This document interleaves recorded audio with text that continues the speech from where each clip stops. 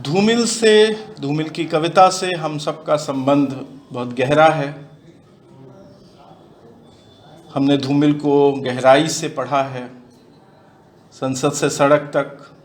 उनकी कुछ कविताएं मुझे बहुत प्रिय हैं, जैसे कि अकाल दर्शन नाम की उनकी एक कविता है जिसे मैं बहुत महत्वपूर्ण कविता मानता हूँ। धूमिल की जो सबसे चुनिंदा कविताएं हैं, जिनमें कला की बारीकी है, जो विचार है वो पूरी प्रखरता के साथ मौजूद है और कम से कम झंझट है, यानी उलझन नहीं है।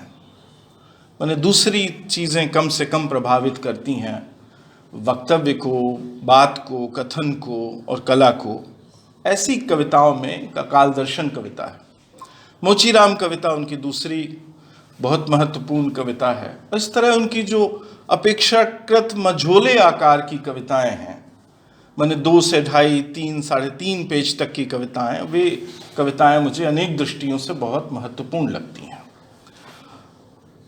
चूंकि धूमिल पर बहुत बात हुई है, इसलिए मैं धूमिल पर दूसरे हिस्से में बात करूंगा। पहले मैं जो पहला हिस्सा है हमारे विषय का, उस पर बात करूंगा। उससे फिर मैं जोड़ने की कोशिश करूंगा धूमिल को। लेकिन मुझे इतनी बात तो मैं कह ही देना चाहता हूं कि हर कवि का अपना एक प्रिय निजी रूप होता है जो वो कविता में बनाता है, निर्मित करता है।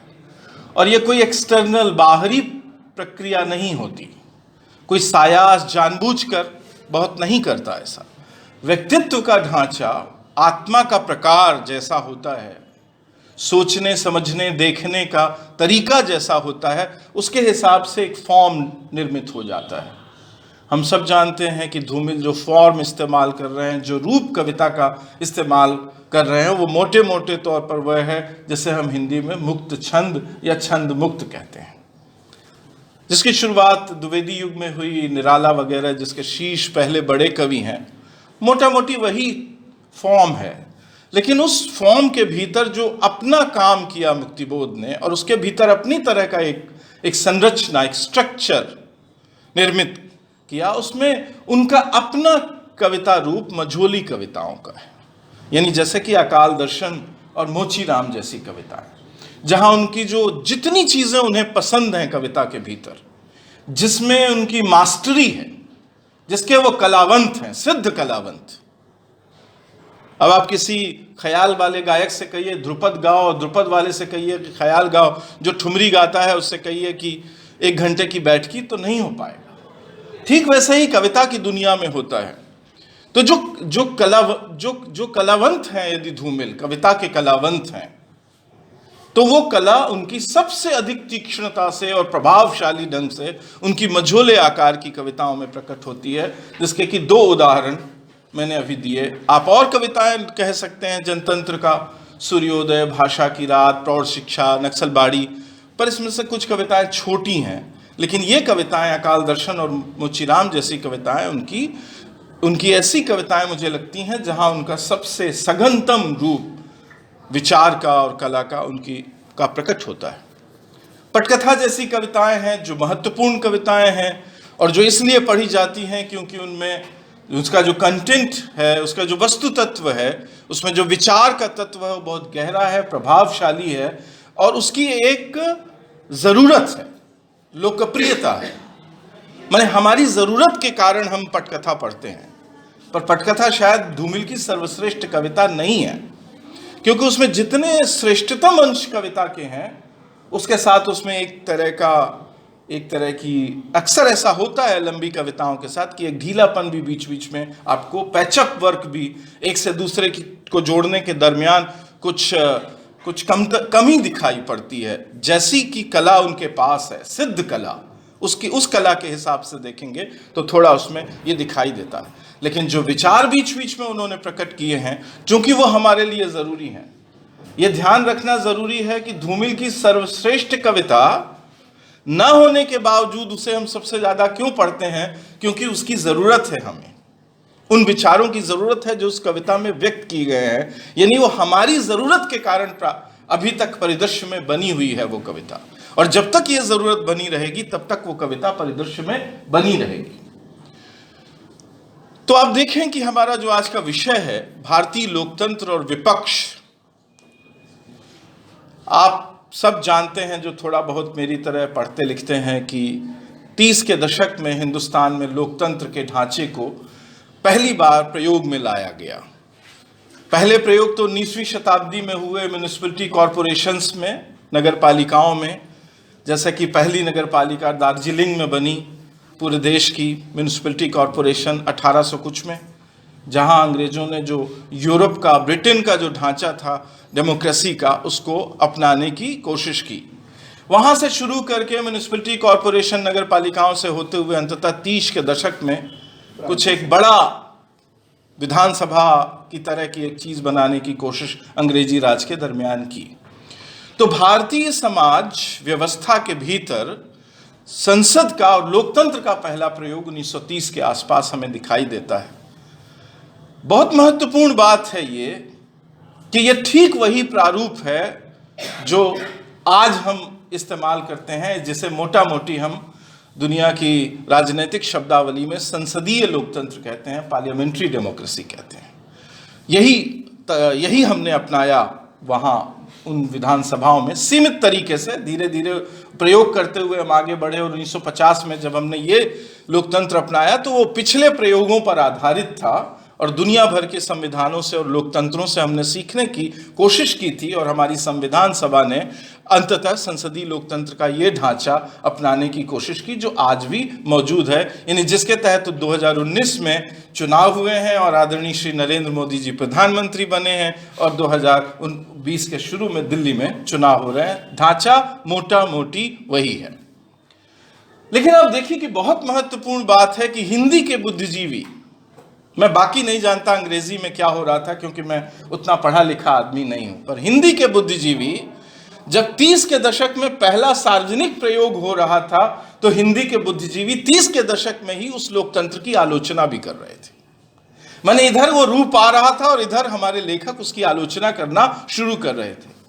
हिंदी का बहुत महत्वपूर्ण उपन्यास है रंगभूमि, जिसका प्रकाशन वर्ष लेखन 1924 है, जिसमें हमारे पहले बड़े लेखक हैं प्रेमचंद, जिन्होंने पार्लियामेंट्री डेमोक्रेसी की घनघोर और जबरदस्त आलोचना की। और एक तरह से उन्होंने यह साबित की, जो सारी आशंकाएं मुक्तिबोध के मन में थी, नागार्जुन के मन में थी, फैज के मन में थी, केदारनाथ अग्रवाल के मन में थी, और जो अंततः सच होती हुई लगने लगी थी धूमिल को, वे सारी आशंकाएं रंगभूमि में प्रेमचंद ने कह दी हैं। कुंवर महेंद्र प्रताप सिंह म्यूनिसिपैलिटी कॉरपोरेशन के चीफ हैं, प्रमुख हैं नगर पालिका के, और वो सूरदास जैसे साधारण आदमी के साथ क्या कर रहे हैं। उसमें एक डॉक्टर गांगुली हैं जो ये मानते हैं कि संसद का इस्तेमाल, विधायिका का इस्तेमाल जनता के पक्ष में हो सकता है, और वो लगातार विधायिका से जनता के पक्ष में लड़ने की कोशिश करते हैं, लेकिन अंततः वो निराश हो जाते हैं और कहते हैं कि इस प्रारूप में, इस मॉडल में, इस तरीके से जनता के पक्ष में लड़ाई नहीं लड़ी जा सकती। ये 1924 का निष्कर्ष है प्रेमचंद का, जबकि अभी हम विधानसभाओं के प्रयोग करने वाले थे। तो मैं ये कहना चाहता हूं कि लोकतंत्र की आलोचना का भी एक सदी बीतने वाली है हिंदी लेखन में, यानी 1924 में हम सदी मनाएंगे जब हम लोकतंत्र की सार्वजनिक आलोचना की सदी रंगभूमि के माध्यम से। तो धूमिल कोई परंपरा से विच्छिन्न कवि नहीं है, वो निर्वात में, हवा में पैदा हुए कवि नहीं है, वो इकलौते कवि नहीं है। जैसा कि अक्सर हम कवियों या लेखकों के बारे में बात करते हैं कि हम उन्हें अलग से एक मूर्ति बनाकर स्थापित करते हैं और उस इतनी बड़ी आकाश गंगा की उपेक्षा करते हैं जिस आकाश गंगा में वो के सदस्य होते हैं, जिस समाज समुदाय के वो सदस्य होते हैं, जिस परंपरा, जिस धारा विचार से वो जुड़े हुए होते हैं। तो लोकतंत्र की आलोचना की शुरुआत यदि 1924 में होती है तो धूमिल उसकी एक उज्जवल कड़ी है। धूमिल ने लोकतंत्र की आलोचना बहुत ही प्रभावशाली तरीके से की है। एक तरह से उनके समूचे साहित्य का केंद्र बिंदु है लोकतंत्र की आलोचना, जो कि प्रेमचंद के साहित्य का केंद्र बिंदु नहीं है। प्रेमचंद के साहित्य के अनेक पहलुओं में से एक पहलू है आने वाले लोकतंत्र की आलोचना, लेकिन धूमिल के समूचे साहित्य का एक तरह का सबसे प्रमुख विचार बिंदु है, सबसे प्रमुख केंद्र है वह। लेकिन एक परंपरा है धूमिल से पहले। मैंने प्रेमचंद का नाम लिया, आप याद कीजिए प्रेमचंद के 1928-29 के उपन्यास गबन को, जिनमें पहली बार स्वतंत्रता आंदोलन अभी चल रहा था, कोई आजादी का नक्शा हमारे सामने नहीं था, हमें मालूम नहीं था कि हम कब आजाद होंगे तो आजाद होने के बाद कैसा भारत बनाएंगे, उसकी व्यवस्था क्या होगी, कुछ भी स्पष्ट नहीं था। भारतीय राष्ट्रीय कांग्रेस ने अभी तक पूर्ण स्वराज की मांग भी नहीं की थी, अभी हम डोमिनियन स्टेटस की ही मांग कर रही थी भारतीय राष्ट्रीय कांग्रेस। तब हमारे लेखक प्रेमचंद ने ये जो भविष्य में होने वाला है उसके प्रति एक आशंका जाहिर की थी। गबन उपन्यास में उनका एक चरित्र है देवी दिन खटीक, जो पूछता है कि जॉन की जगह जानकी दास आएगा या कुछ और भी अंतर पड़ेगा। यानी सब कुछ वही रहा जो कि जॉन के सत्ता में रहते हैं, तो जानकी दास को बिठा दोगे तो बदलेगा क्या? जो मूल सवाल है गबन में देवी दिन खटीक का,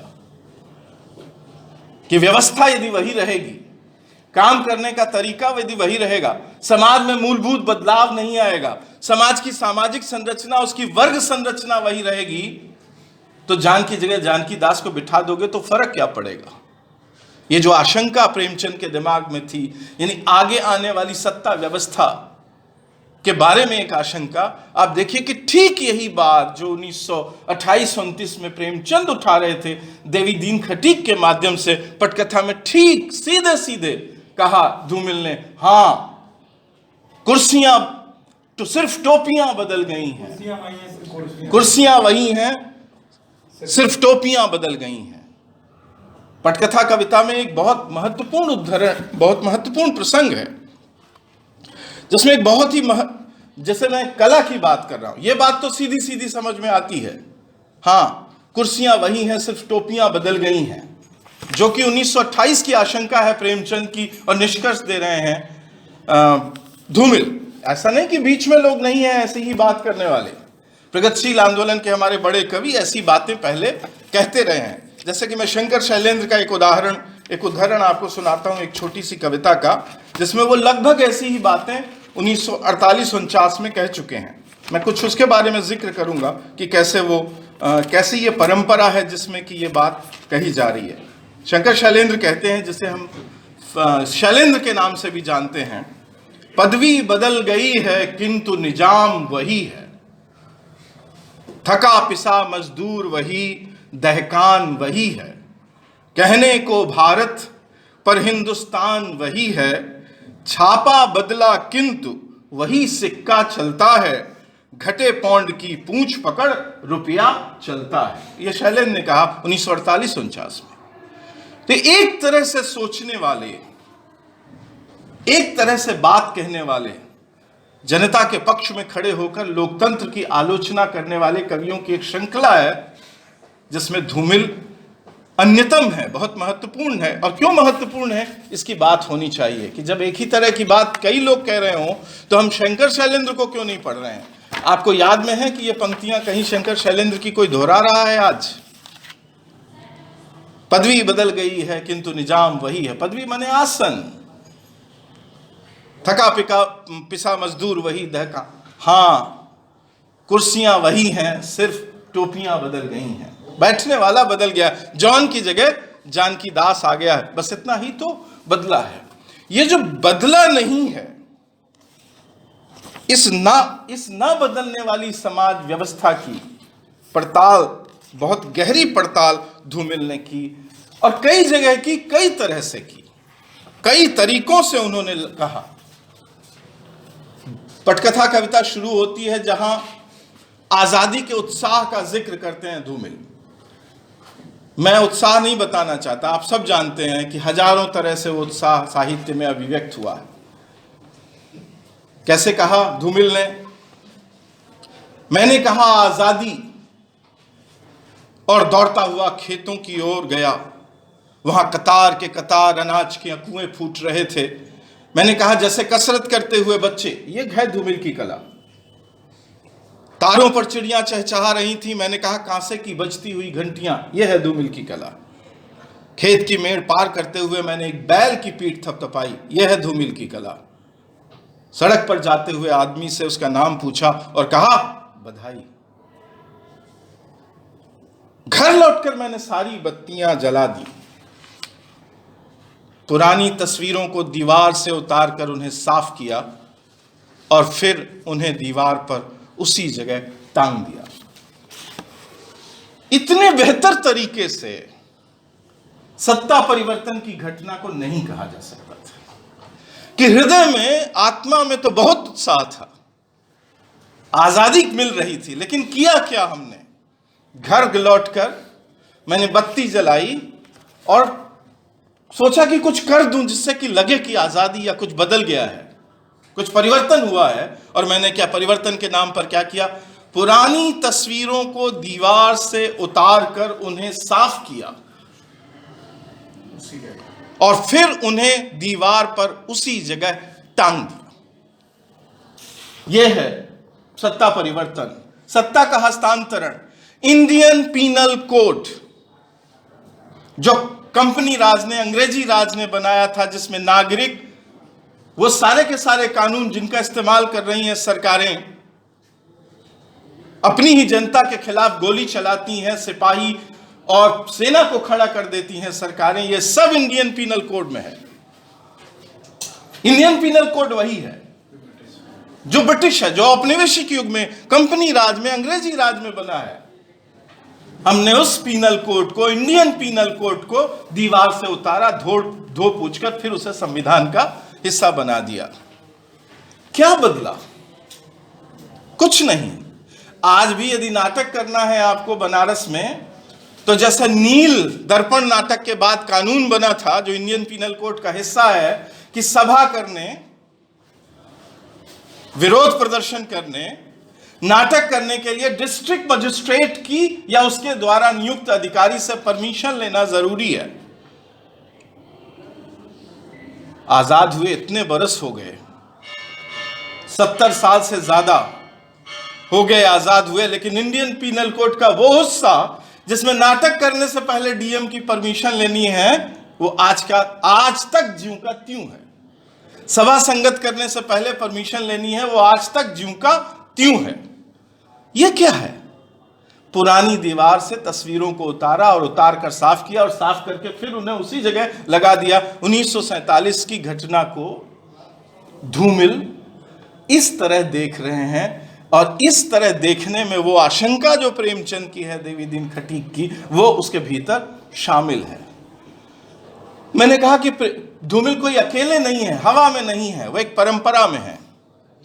और आपको जानना चाहिए कि बहुत सारे ऐसे कवि लेखक थे हिंदी के, अपनी मातृभाषा के बारे में बहुत ही वस्तुनिष्ठ तरीके से एक कविता में कहा है धूमिल ने, जिसमें उन्होंने कहा है कि मातृभाषा क्या है?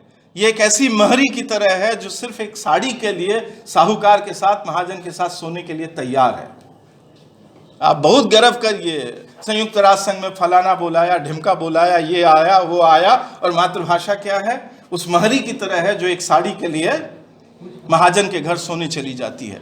उस मातृभाषा में, यानी हिंदी में, हिंदी तो इस देश की इंटेलेक्चुअल जवान नहीं है। गिरिराज किशोर की मृत्यु हुई तो किसी अंग्रेजी अखबार ने एक लाइन की खबर नहीं छापी, कोई नहीं जानता गिरिराज किशोर कौन है। क्यों? क्योंकि वो मातृभाषा जो महरी की तरह है, उसके लेखक हैं। भले उन्हें पद्मश्री मिला हो, उन्हें साहित्य अकादमी मिला हो, उन्हें बड़े बड़े सम्मान मिले हो, इतने पढ़े गए लेखक हैं, लेकिन इसके बावजूद अंग्रेजी इंटेलेक्चुअल क्लास उनको नहीं जानता। उस मातृभाषा में ऐसे अनेक लेखक हुए हैं जिन्होंने लोकतंत्र की आलोचना आजादी होने से पहले की है, जिनके मन में यह आशंका थी कि आजादी होने के बाद कोई बहुत सुंदर दुनिया बनने नहीं जा रही है। प्रेमचंद का मैंने जिक्र किया। 1946 की केदारनाथ अग्रवाल की एक कविता है जिसमें वो कहते हैं, वो एक फाग है, फाग में एक रूपक है, प्रेमी प्रेमिका और वो का रूपक, और उस रूपक के माध्यम से वो जो शासन सत्ता जिनके हाथ में जा रही है, जाने वाली है, उन लोगों के कारनामों का कच्चा चिट्ठा खोलते हैं केदारनाथ अग्रवाल 1946 में। याद रखिएगा, अभी 1947 का जागरण का सारा खेल, सत्ता परिवर्तन का खेल, समझौता, ट्रीटी अभी हिंदुस्तानियों और अंग्रेजी राज के बीच में नहीं हुई है, तब की ये आलोचना है। और ये फाग है, हमका न मारो नजरिया, ऊंची अटरिया में बैठी रहो तुम, राजा की ओढ़े चुनरिया, बैवेल के संगे में घूमो झमाझम, हमको बिसारे गुजरिया, हमको प्यारा है भारत हमारा। यहां तुम कौन है? वो जिनके हाथ में सत्ता जाने वाली है।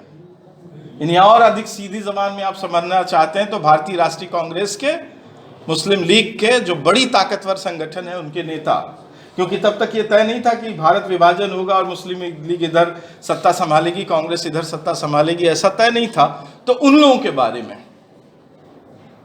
ये तुम जो है, जो राजा की अटरिया में बैठी है, ये वो लोग हैं, यानी भारतीय राष्ट्रीय कांग्रेस के नेता। मान लीजिए आप, ऊंची अटरिया में बैठी रहो तुम, राजा की ओढ़े चुनरिया, राजा यानी ब्रिटिश राज, उसकी चूनर ओढ़कर, चूनर ओढ़ना आप जानते हैं कि हिंदी पट्टी में विवाहित होने या साथ जाने का एक इशारा है, प्रतीक है चूनर ओढ़ना। हमको प्यारा है भारत हमारा, तुमको प्यारा फिरंगिया।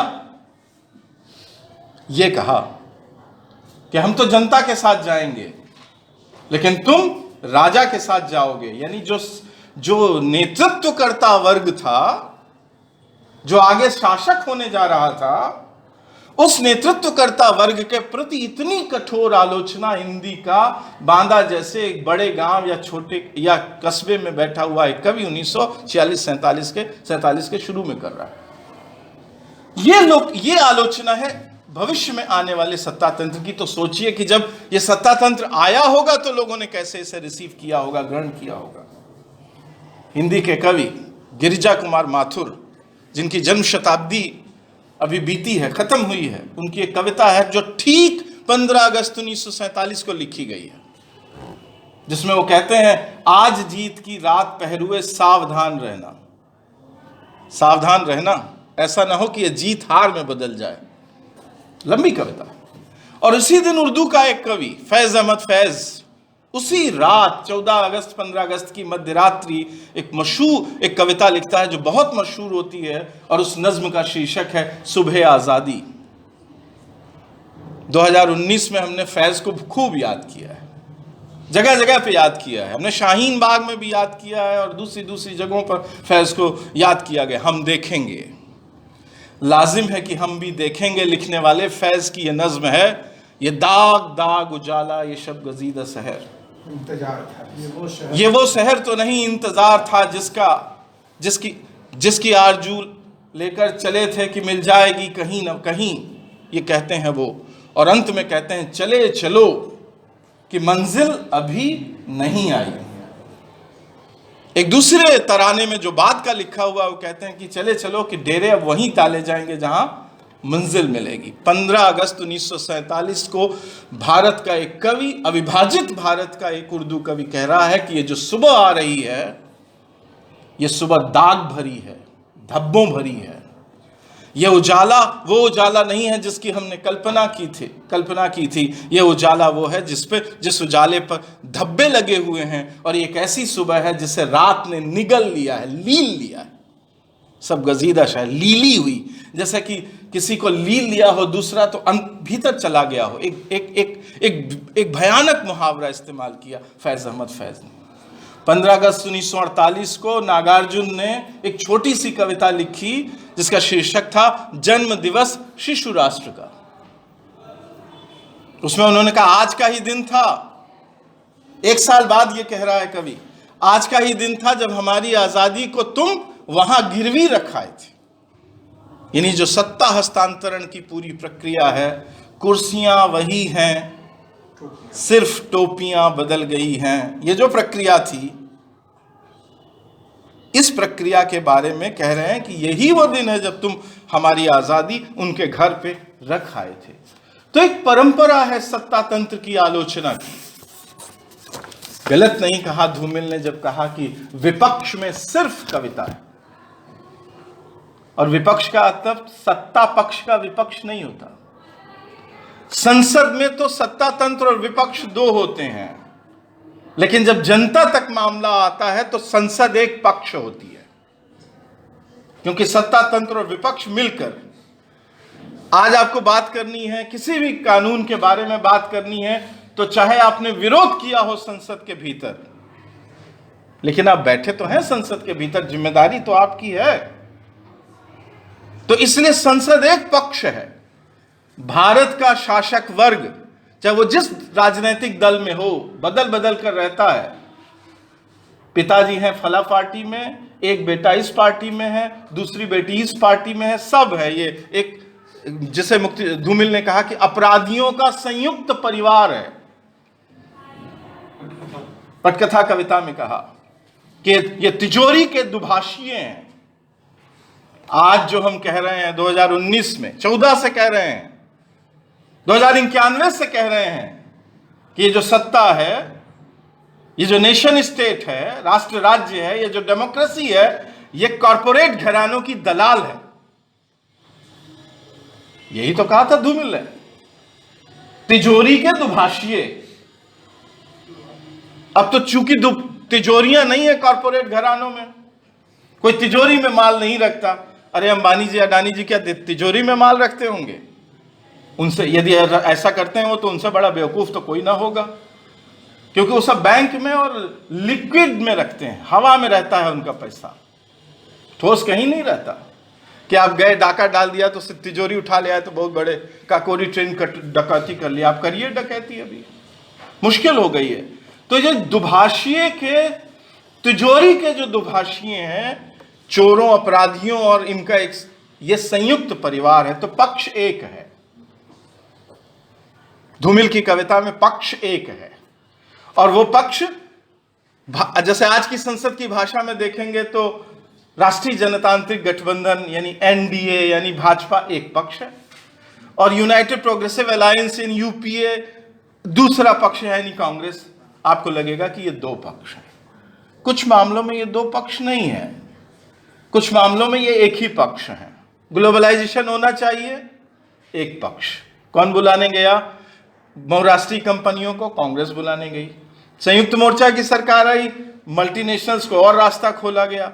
भारतीय जनता पार्टी की जब बड़ी सरकार बनी 4 साल वाली, अटल जी जिसके प्रधानमंत्री थे, तो उसको एक और कदम आगे बढ़ाकर डिसइन्वेस्टमेंट, विनिवेश किया गया और बड़ी बड़ी कंपनियां बेच दी गई। फिर आगे बढ़ता रहा सिलसिला, और अंततः आप देखिए कि रेल बिक रही है, एयर इंडिया बिक रहा है। इस देश में ऐसी कोई चीज नहीं जो 150 साल में जनता ने बनाई हो और बिक न रही हो। बीएसएनएल बिकने वाली है, बिक जाएगी एक दिन। एलआईसी इतने साल की मेहनत से बनाए, बिक जाएगी। किसी दिन आप सुनेंगे कि स्टेट बैंक ऑफ इंडिया, जो भारत का सबसे विश्वसनीय बैंक है, वो बिक गया।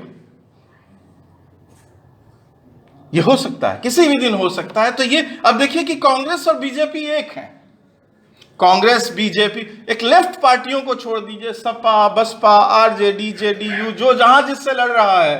तमिलनाडु में जाएंगे तो एक अन्ना डीएमके है, एक डीएमके है, दोनों सहमत हैं कि ग्लोबलाइजेशन होना चाहिए।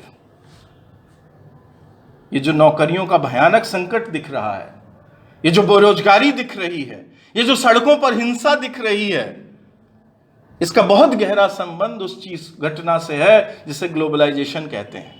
ये जो मंदी है, जो 5 से नीचे चला गया है आपका ग्रोथ रेट, और अभी कितना और आगे जाएगा आपको मालूम नहीं, क्योंकि चीन की अर्थव्यवस्था डगमगाएगी तो उसका कितना असर भारत पर पड़ेगा हमें अभी कुछ भी अनुमान नहीं है। और नीचे जा सकते हैं, कुछ अंदाजा नहीं। ये सब कुछ हो रहा है, और दोनों, कांग्रेस और भारतीय जनता पार्टी, यूपी और एनडीए एक पक्ष हैं, यानी कि ग्लोबलाइजेशन के लिए सब सहमत। तो विपक्ष कौन है? कौन 1991 से लगातार ये कह रहा है कि ये गलत है, ये जनता के खिलाफ है, ये जनता को गिरवी रखने की प्रक्रिया का नाम है। जनता को जो गारंटी सरकार को देनी चाहिए, वो गारंटी से हाथ खींच रही है सरकार। कौन कह रहा है? कविता कह रही है।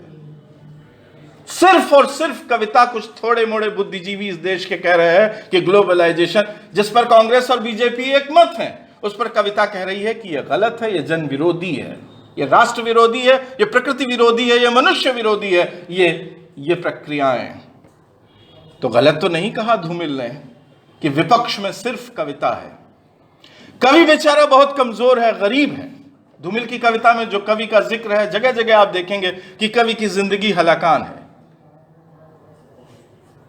एक उनकी कविता है कवि 1970, हाँ, जिसमें वो एकमात्र जगह है जहां वो ऐसी बात कहते हैं। अपने इतना आक्रामक तेवर रखने वाला कवि अपने बारे में कहता है कि मैं एक डरा हुआ हिंदू हूं। ये तो विपक्ष में सिर्फ कविता है। कवि भले फटेहाल हो, खस्ताहाल हो, परेशान हाल हो, गरीबी में जीवन जी रहा हो, इसके बावजूद कोई सार्थक काम यदि इस लोकतंत्र में हो रहा है तो वो कहां है? जनता के साथ कौन खड़ा है? वो कविता खड़ी है, कवि खड़ा है, कविता में व्यक्त विचार खड़े हैं।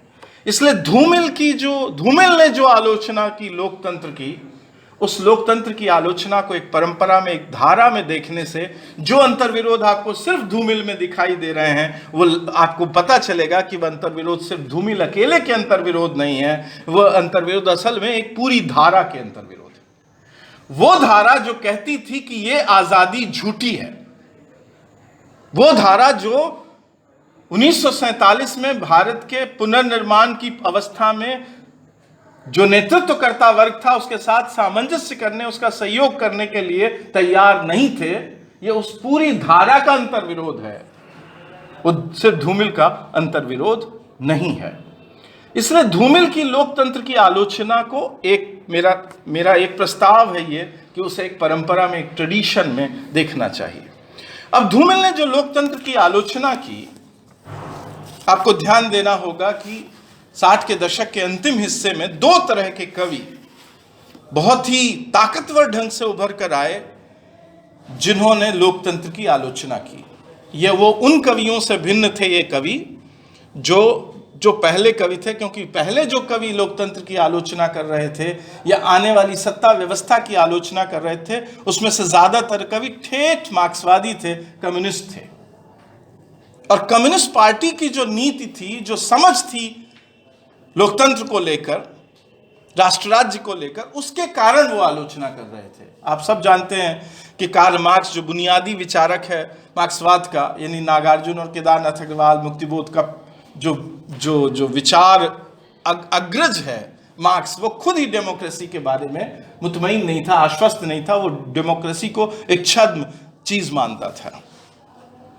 मार्क्स ने डेमोक्रेसी की गंभीर आलोचना की थी, और जो कि डेमोक्रेसी फ्रांस में, अमेरिका में, ब्रिटेन में, जहां जहां भी उसके प्रयोग हो रहे थे, उन सब के प्रयोगों को ध्यान में रखकर लोकतंत्र की आलोचना की थी मार्क्स ने।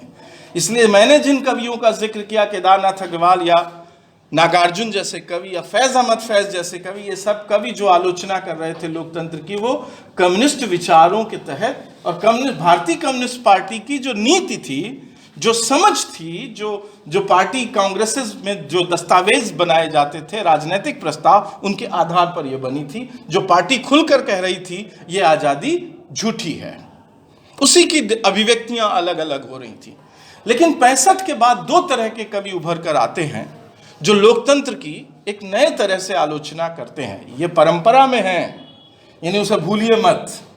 प्रेमचंद को मत भूलिए, केदारनाथ अग्रवाल, नागार्जुन और फैज को मत भूलिए, गिरजा कुमार माथुर को मत भूलिए, लेकिन ये इनमें कुछ भिन्नता है।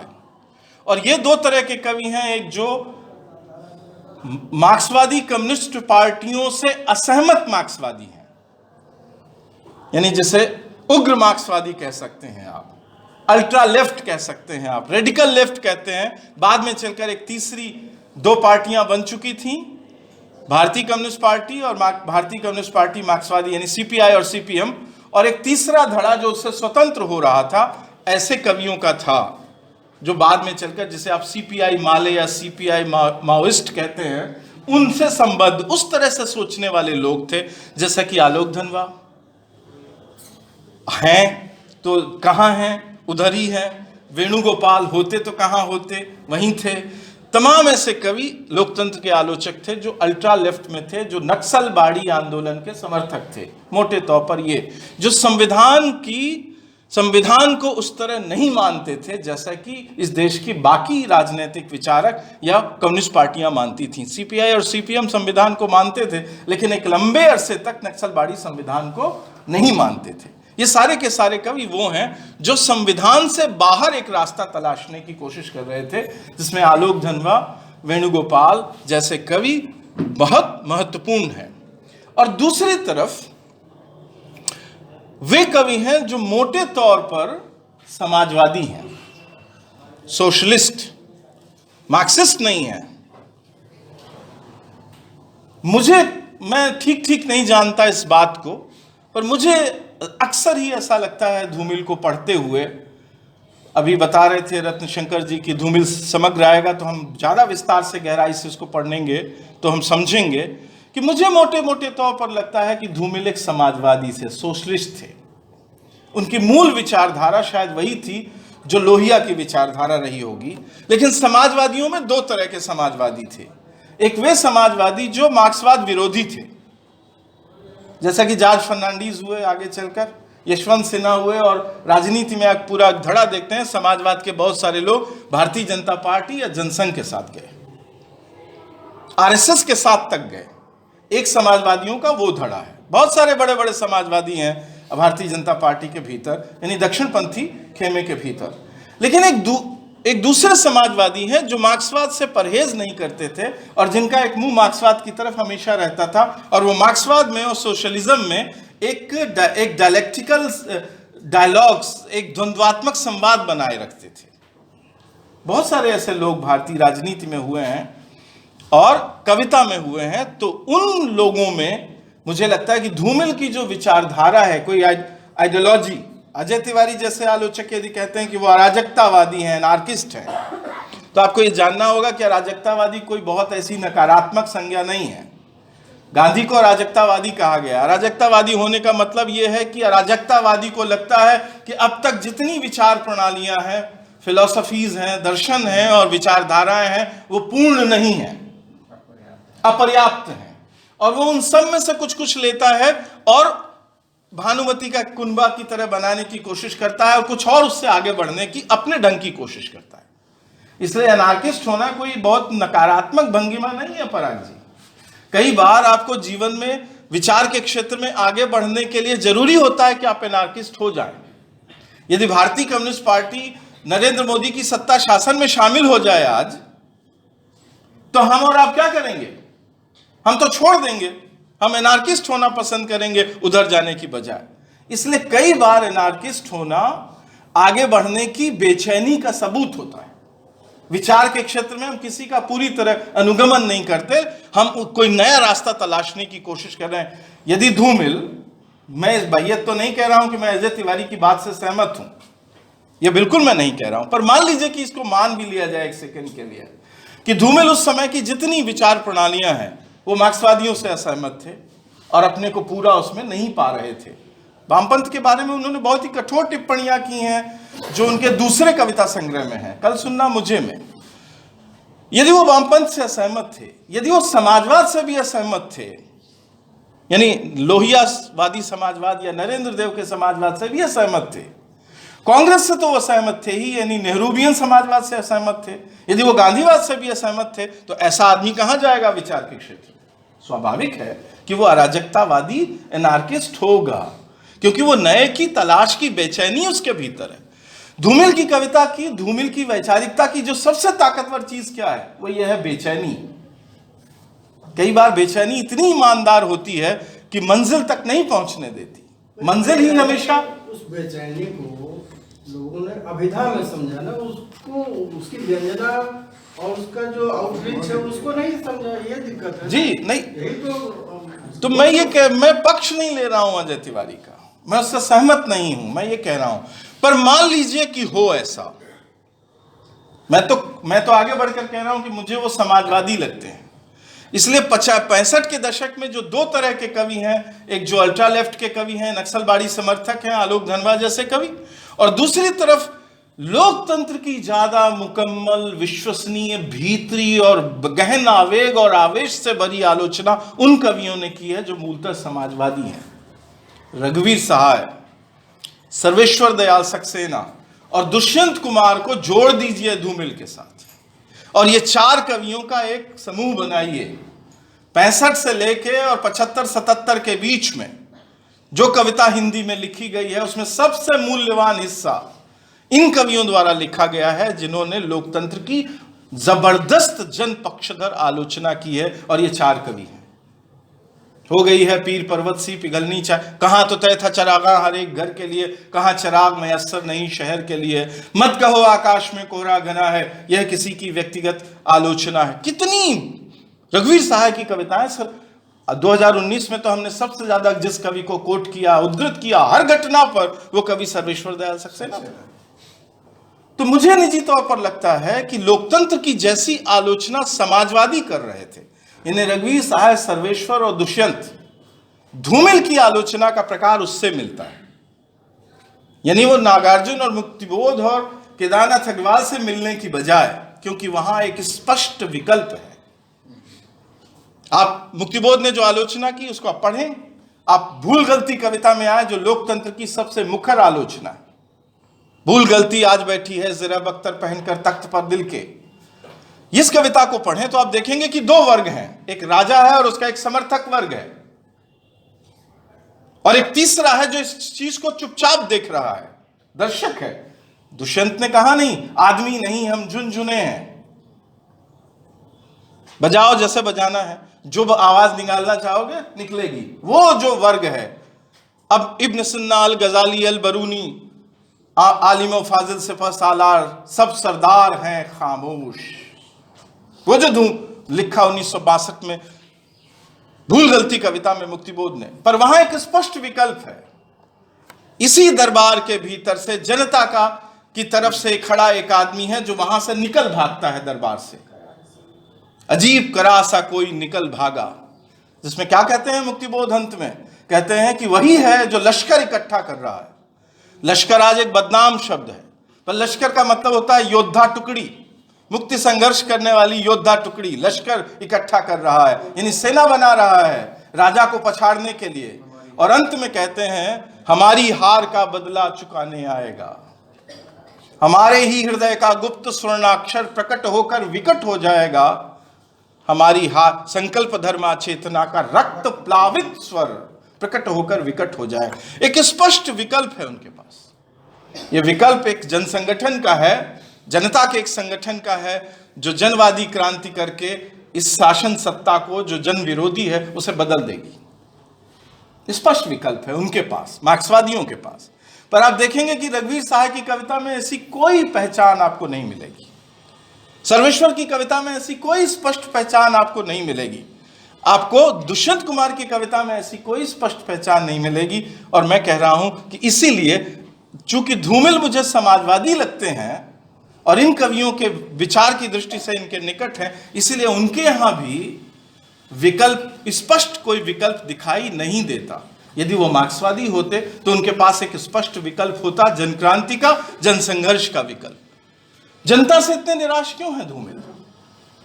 क्योंकि जनसंघर्ष पर उनका भरोसा नहीं है, या वो देख नहीं रहे हैं कोई जनसंघर्ष आकार लेता हुआ, जो कि उस जमाने भोजपुर जैसी छोटी सी घटना से नागार्जुन को उम्मीद जागती है। वो हरिजन गाथा लिखते हैं तो एक स्वप्न से भरे हुए हैं कि एक आएगा बच्चा जो सब कुछ बदल देगा। ये जो स्वप्नशीलता है, उम्मीद है, मार्क्सवादियों को है, लेकिन समाजवादियों को नहीं है। वो देख रहे हैं इसे दिनों दिन नीचे गिरता हुआ। तो मैं कहूं मुक्तिबोध की भाषा, मैं कहूं कि नहीं, मुक्तिबोध का सपना सच नहीं हुआ, कोई रक्त प्लावित स्वर नहीं आया। ठीक है कि नक्सलबाड़ी आई और 20 साल चली, लेकिन हुआ नहीं कुछ। मुक्तिबोध, नागार्जुन का जो सपना था कि वो हरिजन बच्चा आएगा और बदल देगा, वो तो नहीं हुआ इस देश में।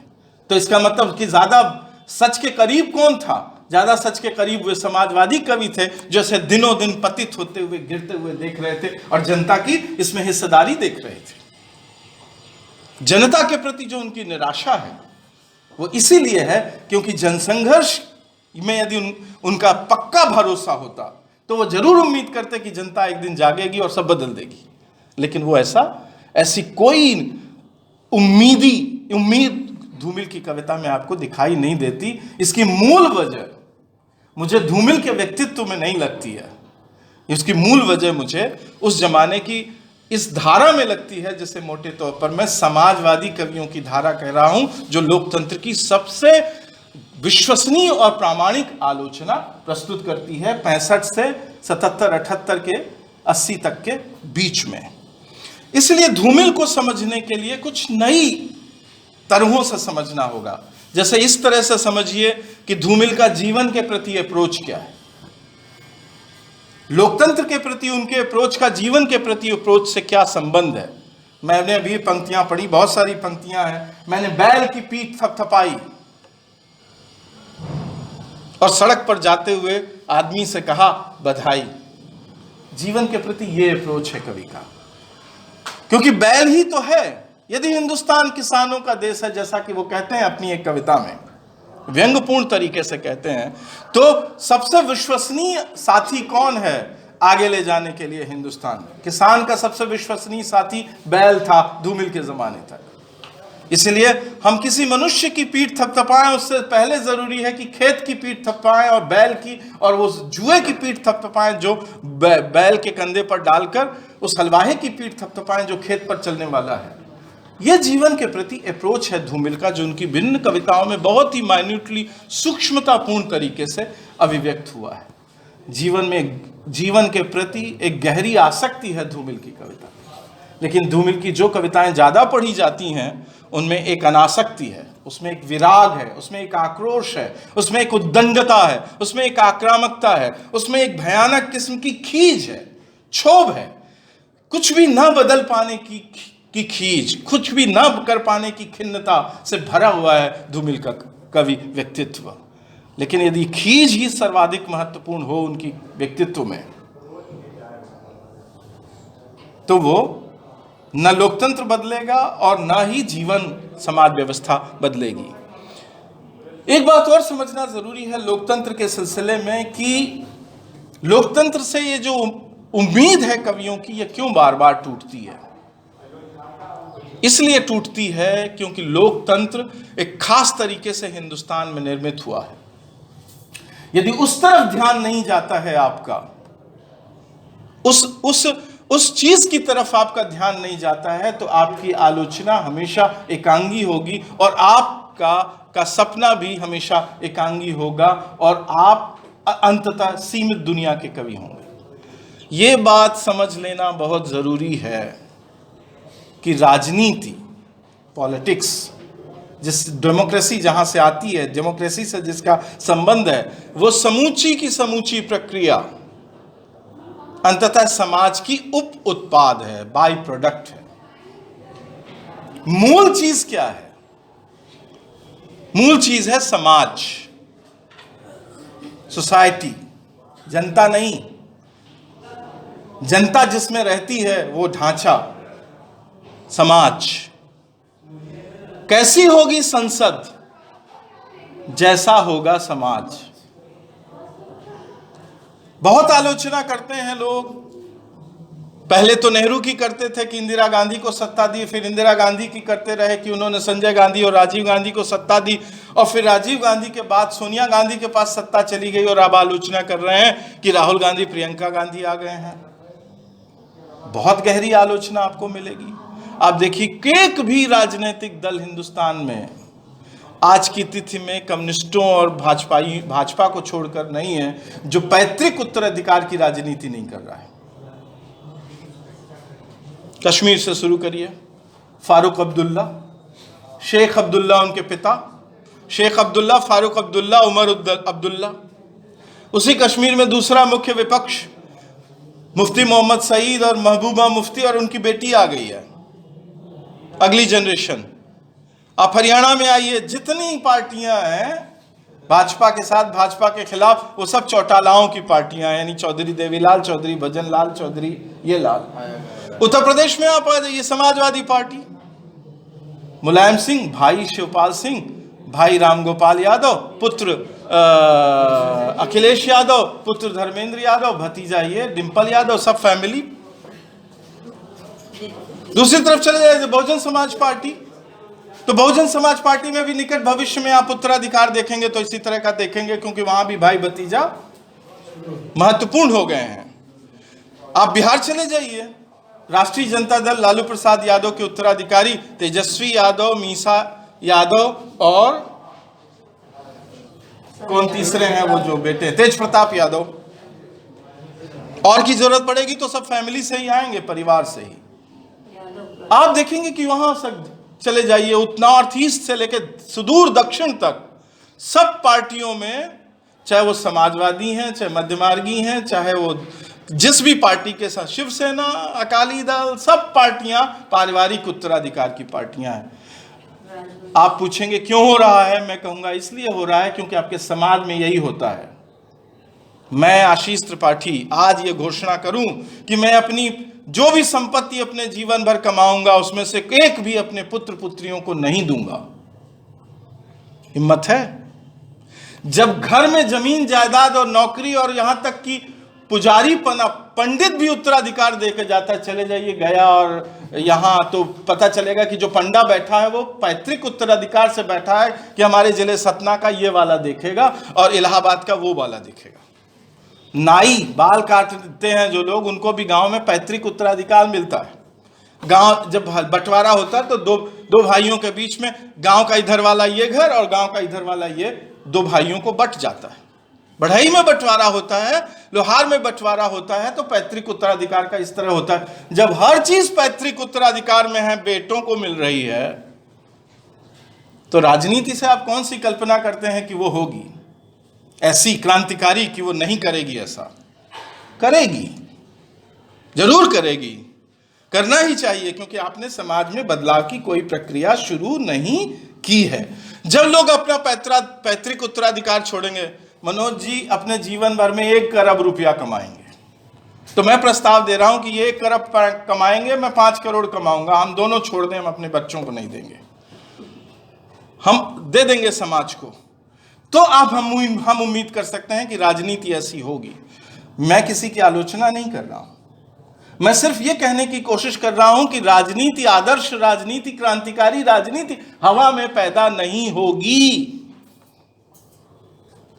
आप ये देखेंगे कि जिन्होंने भी लोकतंत्र की आलोचना की, उन्होंने उस समाज व्यवस्था की आलोचना नहीं की जहां से कि ये लोकतंत्र आ रहा है। उन्होंने सोचा था कि राजनीति कोई ऊपरी चीज है और ऊपर ही ऊपर बदल देगी चीजों को और ऊपर ही ऊपर क्रांतिकारी परिवर्तन कोई हो जाएगा। मैं कहना चाहता हूं कि चाहे वो नागार्जुन और मुक्तिबोध हो और चाहे वो सर्वेश्वर रघुवीर सहाय और धूमिल हो, उनकी आलोचना इसलिए एकांगी है क्योंकि उन्होंने समाज व्यवस्था की आलोचना नहीं की, उन्होंने सिर्फ राजनीतिक वर्ग की आलोचना की। राजनीतिक वर्ग की आलोचना करने से कोई रास्ता अब नहीं खुलता है।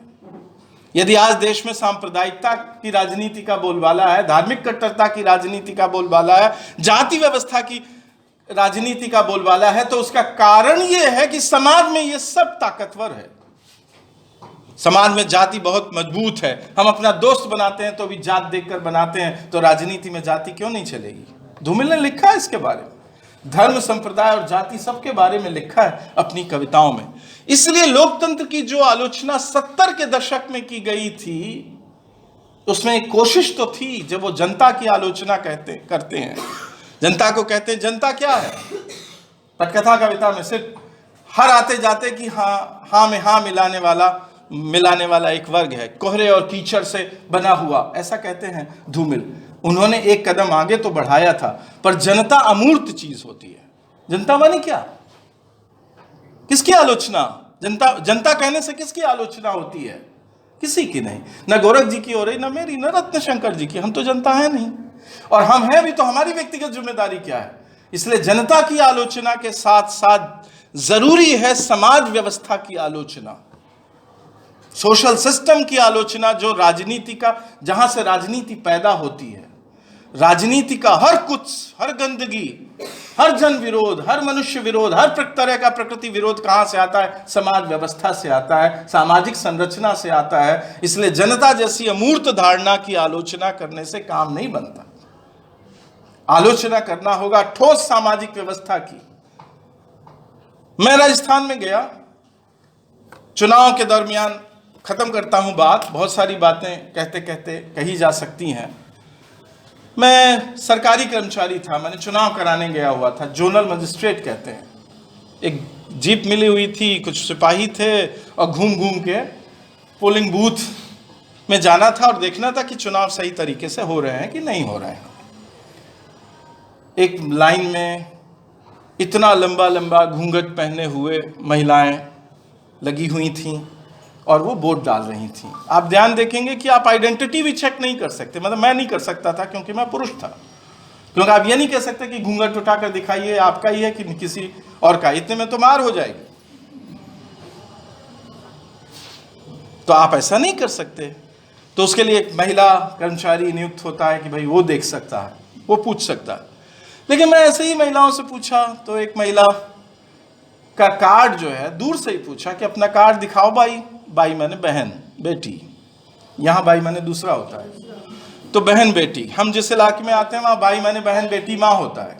तो हमने कहा भाई जरा कार्ड दिखाओ। तो उसने दिखाया अपना वोटर आईडी कार्ड। तो मैंने कहा कि आपका नाम क्या है? तो उसने बताया नाम गुलाब देवी है। पर मैंने कहा ये तो कमल देवी का है। तो बोले वो हमारी ननद है। तो मैंने कहा कि वो कहाँ है, वो क्यों नहीं आई वोट डालने? बोले तो ब्याह होके चली गई अपने गांव। तो मैंने कहा तो आप क्यों आई हैं? ये वोट तो कमल देवी का है। तो बोले कि हम गलत थोड़ी ना कर रहे हैं, हमारे परिवार को तो है।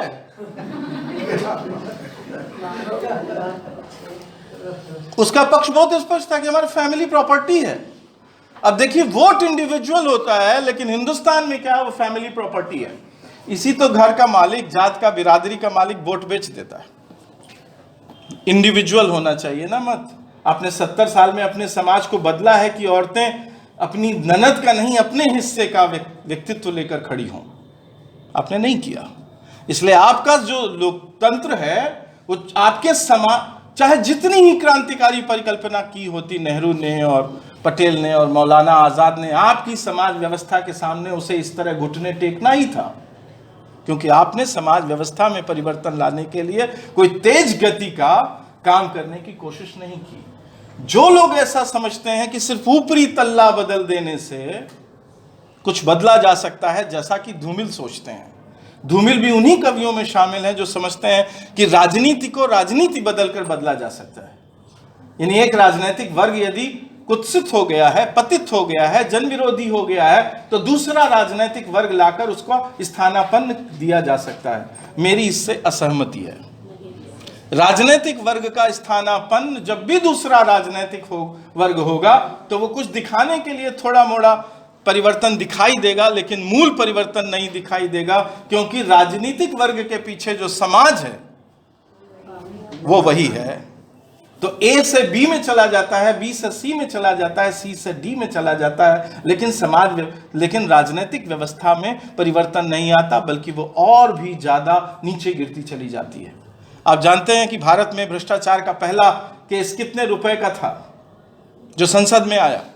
वो 70 के दशक में इंदिरा गांधी पर पहला भ्रष्टाचार का जो आरोप लगा, वो पैसा लेने का नहीं था, वो संजय गांधी को शेयर दिलाने था। मारुति इंडस्ट्री जो सरकारी एजेंसी थी, कितने का था आपको याद है? लाख रुपए का। तब इसकी इतनी आलोचना 60 और 70 के दशक में हुई थी। आज लाख रुपए क्या है? आप देखिए, साधारण सबसे निचली दर्जे की घूस होती है लाख रुपया, जो सीधे ले लेता है। जमीन की 15 एकड़ जमीन रजिस्ट्री करने जाइए तो रजिस्ट्रार ऑफिस में कई लाख रुपया लेगा वो आपसे। कितने सारे राजनीतिक दल आ गए जो भ्रष्टाचार के विरोध में थे, लेकिन कुछ भी नहीं बदला समाज के भीतर। क्यों? कि समाज व्यवस्था नहीं बदली है। समाज व्यवस्था अभी भी सामंतवादी है, समाज व्यवस्था अभी भी पितृसत्तावादी है। समाज सत्ता सामंतवाद से जातिवाद, जाति समूहन लेती है, धर्मवाद लेती है, संप्रदायवाद लेती है। इसलिए आप कुछ भी गुलट पुलट करते रहिए, मैं कहूँगा हमारे कवि भोले थे। धूमिल एक भोले कवि थे, जिन्हें यह लगता था कि राजनीतिक वर्ग को बदल देने से चीज़ें बदल सकती हैं। मैं कहता हूँ कि नहीं बदल सकती।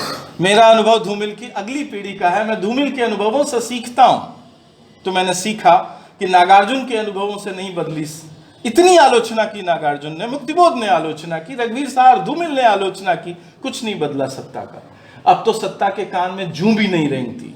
लिखते रहिए आपको जो लिखना है, पूछते तक नहीं कि कौन क्या लिख रहे हो भैया। बड़े बड़े कवि अपने अपने अखाड़े में उछल उछल कर बहुत महान महान क्रांतिकारी कविताएं लिख रहे हैं, पर सत्ता को कोई फर्क नहीं पड़ता। क्योंकि जैसा कहा था धूमिल ने, मदारी की भाषा में बोलने वाले लोगों को क्या जरूरत है कविता की। वो तो मदारी की तरह मंच पर खड़े होंगे और पूरी जनता लूट कर चले जाएंगे।